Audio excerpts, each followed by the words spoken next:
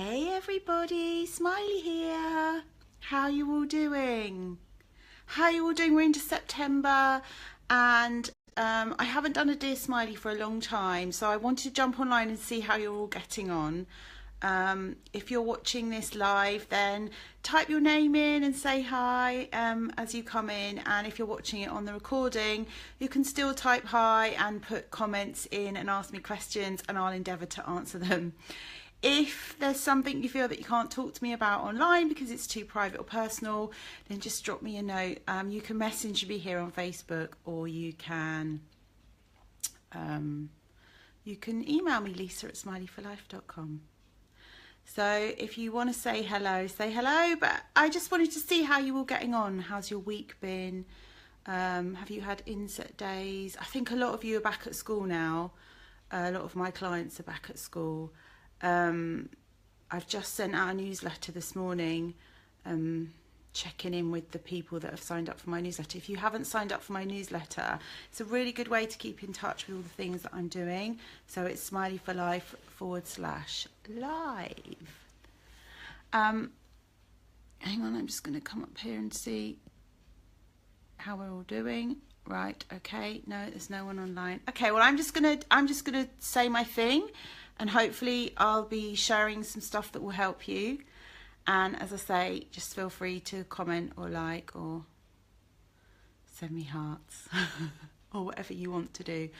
I launched my new live coaching program in the summer. I did a back to school live masterclass and had 6 sign-ups, which is good for a first attempt, and got really good feedback. Quite a lot of the mums are saying it empowered their kids to go back to school and feel like they were in control of something, which is something I want to talk to you about later. But today I want to talk to you about feelings. I want to see how you deal with feelings in your life and in your families. And are you scared of feelings? Do some feelings make you feel uncomfortable? Do you label feelings as good or bad? When you see other people acting out feelings, how does that make you feel? Because starting a new term is obviously change, and change brings up lots of feelings in all of us. So I'm hearing about hope and excitement for a new school term, which is lovely. I'm also hearing about the familiarity of getting back into a routine, but I'm also hearing a lot of fear, a lot of separation anxiety, a lot of worries, a lot of disappointment about the summer coming to an end.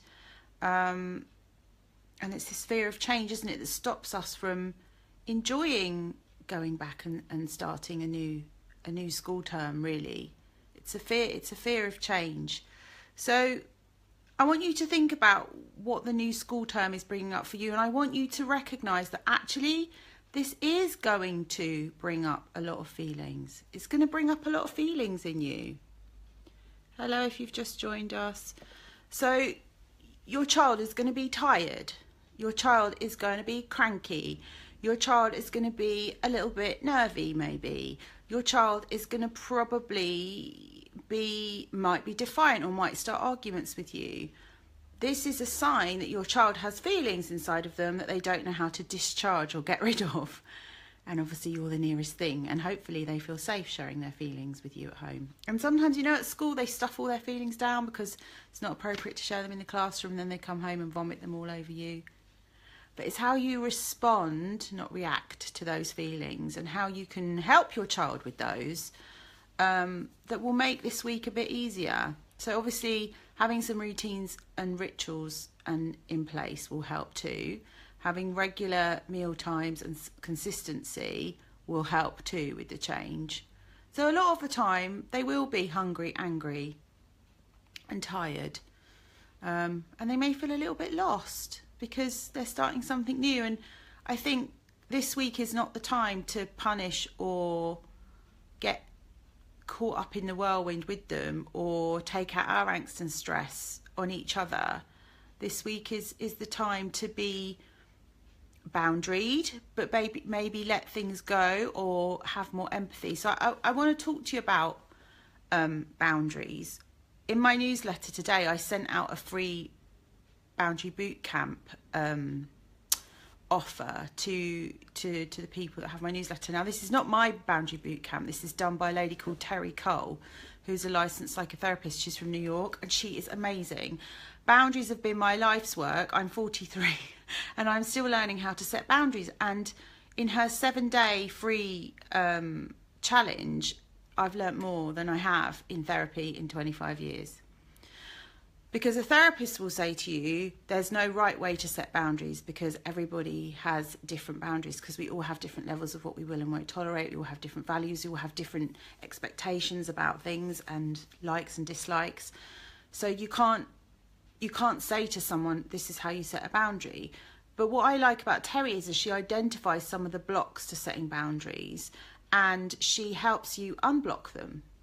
And a lot of them are set way back when, in the past, when you were a kid. Because as a kid, does your no get respected? Did your family respect your no? Did your family let you have an opinion? Did you have to all agree with each other? Could you be different to your family? Did you have boundaries growing up? A lot of parents ring me and say, well, my kid's really defiant, or my kid's this, or my kid's doing that. And I say, okay, so how are you managing that? What are your boundaries around that? How are you helping them with that? And they're like, oh, it's really hard to set boundaries. And it's like, it is really hard if you don't know how to. And I think it starts with us. So if we know how to set boundaries and we're role modelling setting boundaries in our life, then quite naturally our children will be in that environment where that's going on. And so they will learn and pick it up through being in it. You're kind of being in the energy of it. So I'm thinking about what you're seeing in your child as they're going back to school, as you're seeing them in this struggle of transformation, of transition, of change. What are you seeing in them? Are you seeing them anxious? Are you seeing them worried? Are you seeing them angry? Are you seeing them feeling lonely? Are you seeing them maybe having to deal with bullies or meanies at school? Now, instead of trying to control all of that, because there are things you can do to help manage that, but you cannot control your child. You can only control yourself and your response to it, not your reaction, your response. So it's a considered response. And, you know, parents and children feed off each other, don't they? So how you feel about a problem or how you see a problem is just adding fuel to that fire for that child. So if your energy says, you've got this, I believe in you, we're not quite there yet, but we're doing it and you know how to do it, that child will probably rise up to the challenge and sort it.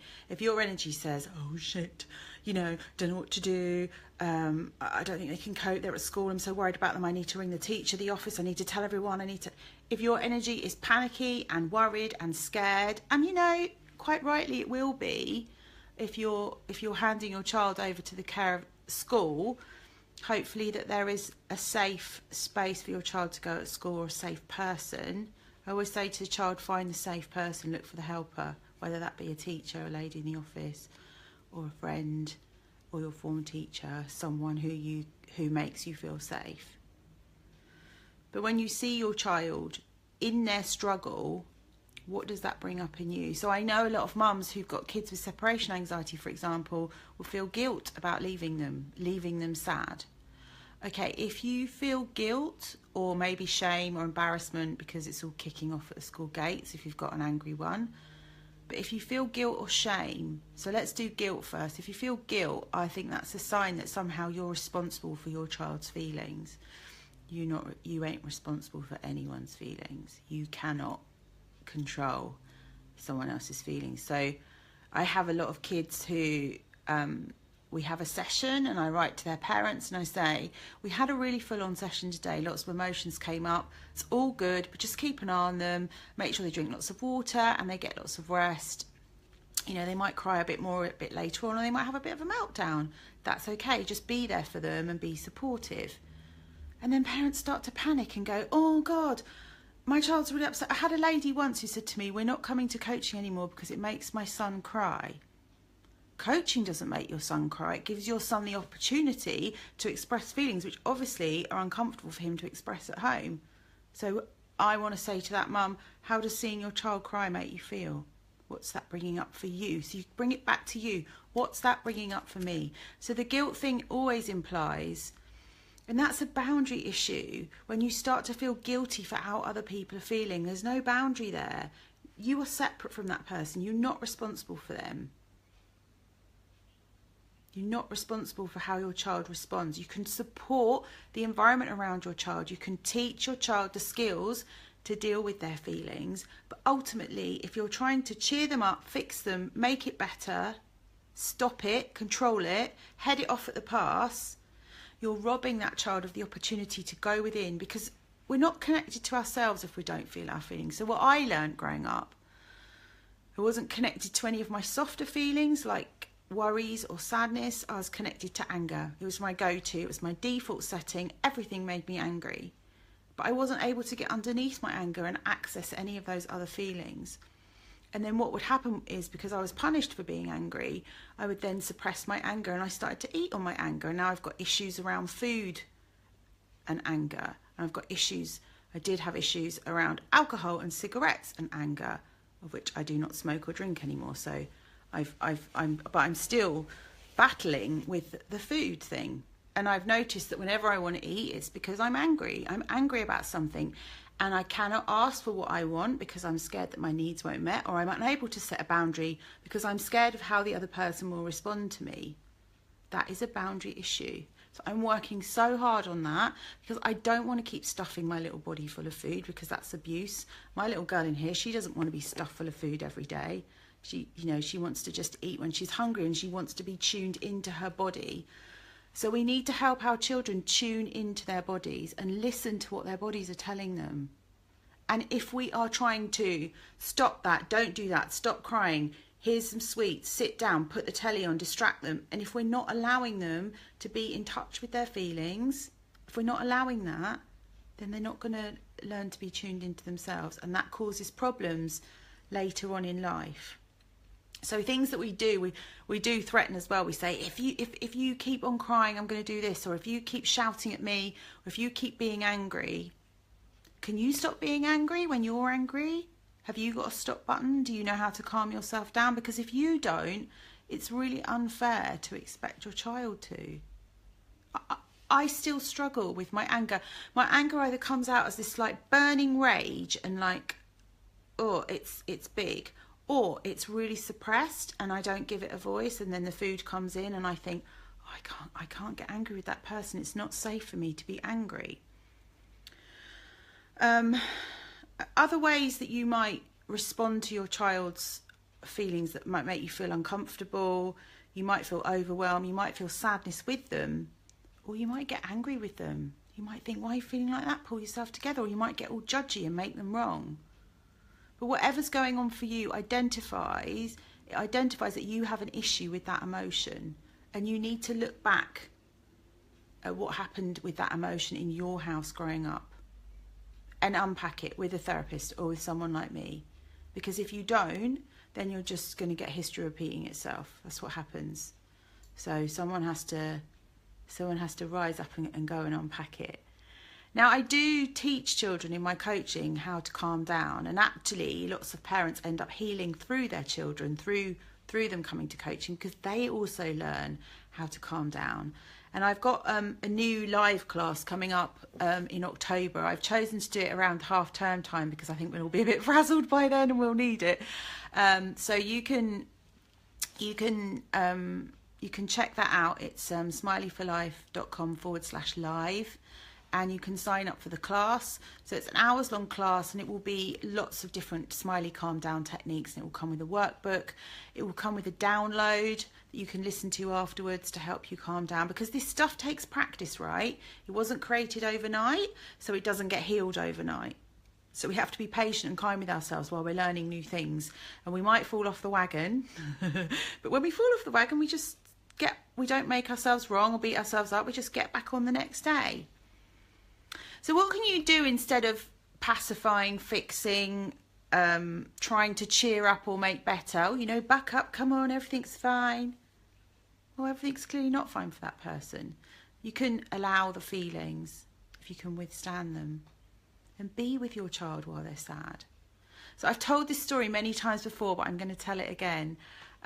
When my niece was at preschool, she was so cute. She came home and said to me, Auntie Lisa, I've been helping sad children like you do. And I said, wow, what have you been doing? Have you been giving them hugs? How have you been helping them? No, we don't touch. We don't touch people at school, Auntie Lisa, that's not okay. And I thought, brilliant, they're teaching them boundaries. Like, and I posted something on my page actually last night about a boundary awareness about this is my body and I own it. Don't make me do things with it that I don't want to do. So maybe if you want to scroll back through the newsfeed and have a look at that, it's really worth looking at and making notes on. So I said to her, so what did you do then? And she said, oh, well, I just sat with whatever the little girl's name was until her sadness passed. I was just with her until her sadness passed. And I thought, oh, that is just gorgeous. And she was 4. And so she learned at 4 that she wasn't responsible for other people's feelings. She didn't have to take care of them. She didn't have to fix them or make them right. She could just love somebody through their sadness. And that is it, isn't it? When you're sad or angry or worried, do you want me coming online and saying what you need to do is this, that and the other? Get your routines. As Smiley, you probably think, oh, shut up, Smiley, stop telling me what to do. No, you want me to sit here with my big Mr. Tickle arms and go, I've got you. You're sad, and I know that you're sad, and that's okay. Just let it all out. Have a good cry. Here's some tissues. And hold your hand through it. I can't do that through the screen, although I tried to support you in other ways. But ultimately, we need to feel our feelings in order to work out what is right for us. So we can allow the feelings, we can listen. Listening is so powerful. Oh, I just had a call come through on my phone then. You can hear it on the iPad. Just to be heard. Sorry, I was just saying listening, and just to be heard is so important. And it's not listening and waiting for your slot to speak so you can fix them and tell them what to do. It's really, really listening to what they're saying, reading their body language, what their body's saying, what they're not saying.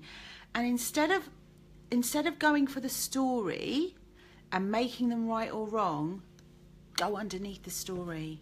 That's making you sad, Poppet, isn't it? You felt lonely. I'm really hearing that.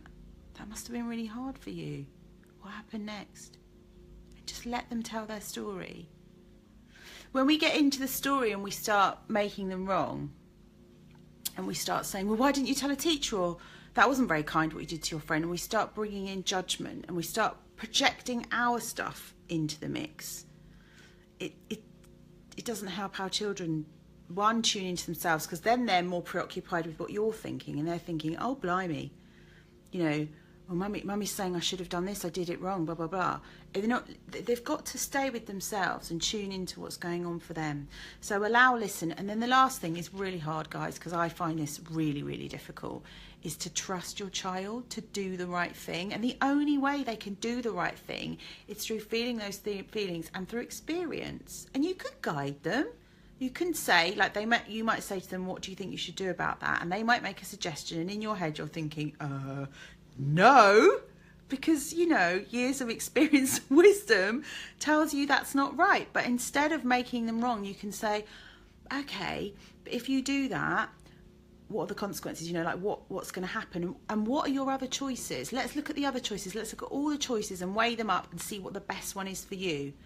And you never tell them, because it would be wrong of me to think that I know what is right for you, or I know what is right for my little clients. I never know what's right for them. I ask them lots of questions. I ask them to tune into their bodies. I ask them to listen to what they're telling themselves. I ask them to be with themselves. That's what they need to do. And it's funny, because when people ring up for coaching, they say, can you just tell my child to stop doing that? And I'm like, I'm not a mediator, and no, I'm not going to tell your child that, because that's a parenting job. I'm going to sit and listen to your child, and I'm going to help them find their own way. And that's kind of what I do. If there was a roadmap and this was start and this was end, this is the goal that we've set up here. I take them from there to there, and I might suggest some exercises and give them things to do along the way, but ultimately I let them decide what they want to do. Then they don't resent me, and if it goes wrong, they have to kind of pick up the pieces and they learn from that. I'm making it sound really easy because I don't have the same emotional connection with your children that you have. So that's me with my emotional coaching head on. But you can learn to be an emotional coach for your child.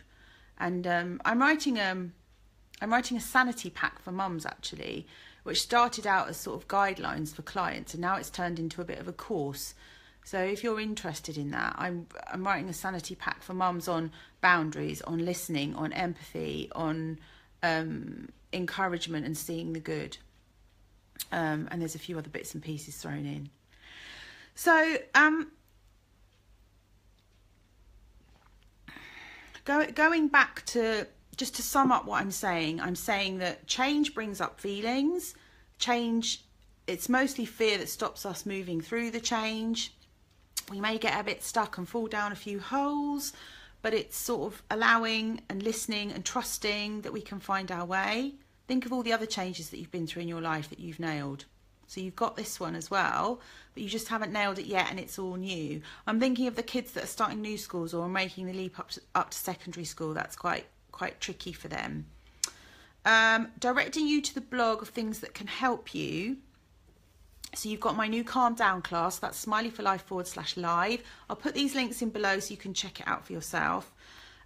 Also, I've got a really good online family pack, which is about everyone taking care of their own emotions, everyone learning how to deal with their own emotions, everyone learning how to set boundaries and protect themselves from other people's emotions. So this is my Inner Smile pack, and that's over on my online learning den. I should put the link in below. It's smileyforlife.zenler.com, Zenler. I've also got 2 blog posts. So I've put smileyforlife.com/angry child. Now I've written it for an angry child, but it's any child that's having like a huge meltdown or a big onslaught of feelings that feels unmanageable for them and unmanageable for you. And you know, really it's daily maintenance, and this is what I say to people, it's preventative maintenance. If you don't have ways of dealing with emotions, by the time you hit half term, not only are you going to be wiped out because you're going to be knackered, but you are going to be having regular meltdowns because you are going to be full of emotions that you've not been able to express. Think about being constipated.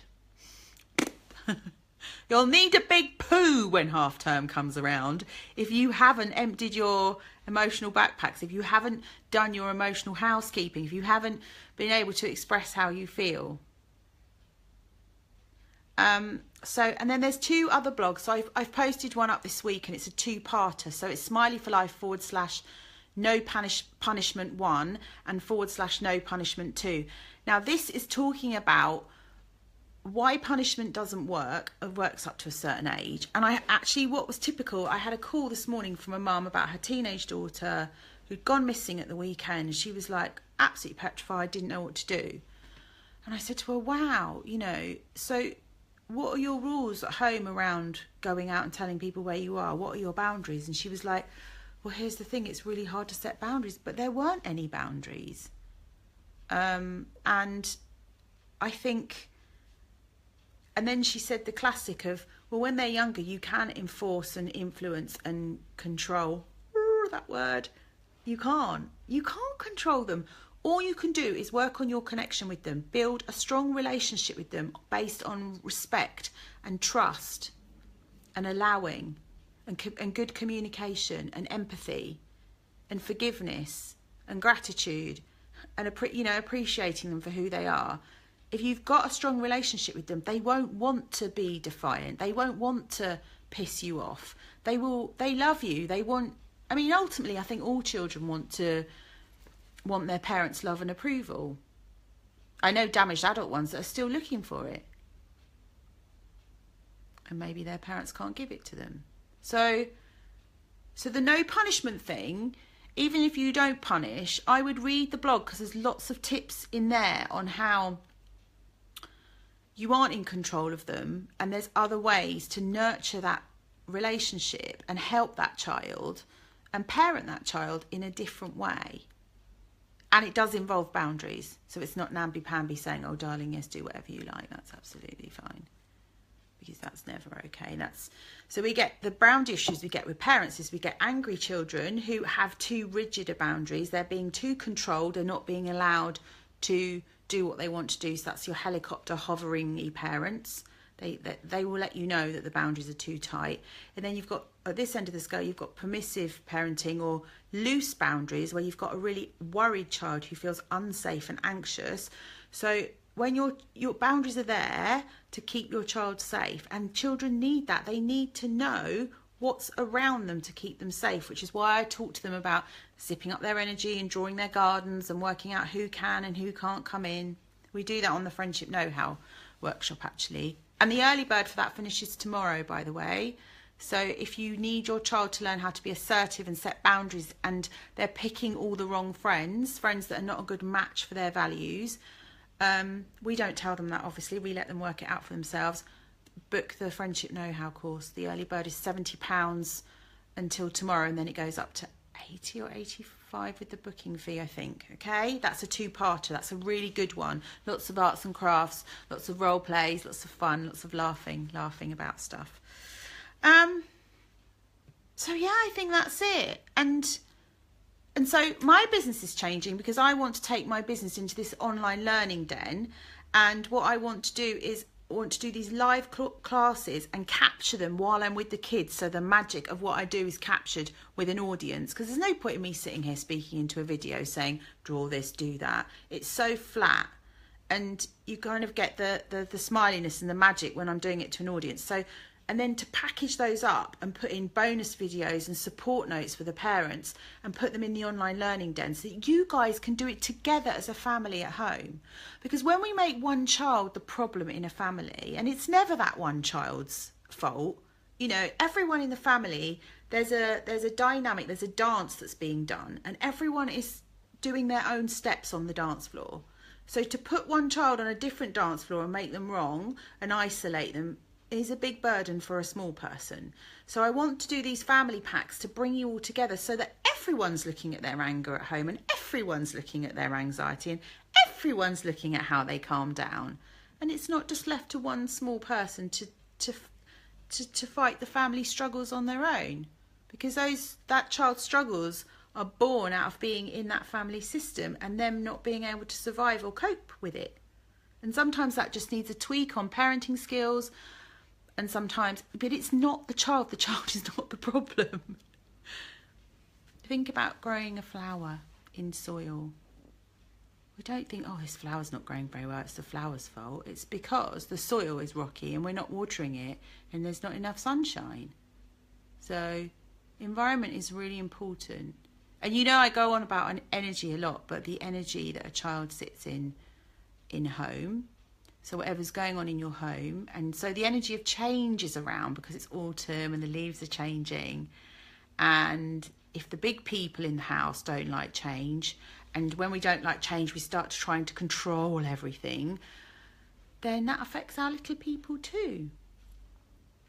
So if you're online and you're listening and you've got some questions, you can ask me anything you like about feelings, about going back to school. Type them into the chat roll and I'll try and help you. I'll just wait online and see if anyone's got any questions. And if you haven't, just go to the places, the resources that I've recommended. So Terry Cole's Boundary Bootcamp. Just Google Terry Cole. It's Terry with an I. Boundary Bootcamp. 7 days of free challenging. That woman just knows her stuff inside out. She comes from, she's an adult child of an alcoholic family system. And she's just amazing. Honestly, she's amazing. Look at the blogs, look at the classes, and not forgetting the good old Smiley Thought card. Should we do a card for back to school while I'm online? Let's do a card, and while I'm waiting to see if anyone's got any questions and see what card we get. So this is for all the families going through change at the moment who are finding it a little bit of a struggle maybe. But just believe in yourselves, guys. You know, you're not there yet. But I reckon come the weekend you'll probably be knackered. Because you've been like ducks pedaling underneath the surface. And then come half term, if you've done your emotional housekeeping, then you'll be all right. Hey Nikki, oh, you're welcome. Thanks for tuning in. Thank you for being here. Okay, let's have a look. Oh, look what it is. It says, I have fun meeting new people. It's a positivity card. How about that for the new school term? And on the back it says, belong to a club or hang out with people who share your passion. Your passion is what makes you clap your hands with glee. Glee clapping. So for me, this is about I have fun. I meet change with fun. I meet the new term with fun and excitement. I see it as an adventure.